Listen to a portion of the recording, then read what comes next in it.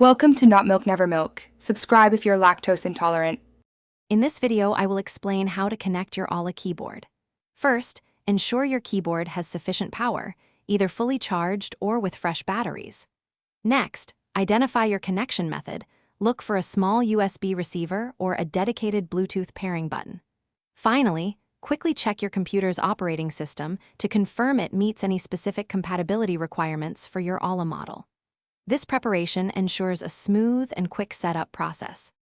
For a USB receiver connection, the process is quite straightforward. Simply plug the tiny USB receiver into any open USB port on your computer. Your system should automatically detect and install the necessary drivers within a few seconds. Once detected, try typing a few words to confirm the keyboard is fully functional. This plug-and-play method is often the quickest way to get started with your new Aula keyboard. If your Aula keyboard uses Bluetooth, begin by turning it on and activating its pairing mode, usually indicated by a flashing light. Then, navigate to your computer's Bluetooth settings and initiate a search for new devices.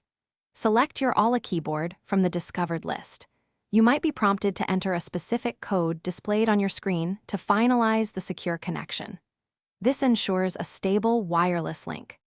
Should you encounter any connection issues, a simple restart of both your Aula keyboard and computer often resolves many problems. Also, check for potential interference from other wireless devices operating too closely. For peak performance, ensure your computer's drivers are up to date. Remember to keep your keyboard and its receiver within a 10-meter range to maintain a strong and reliable signal. Happy typing!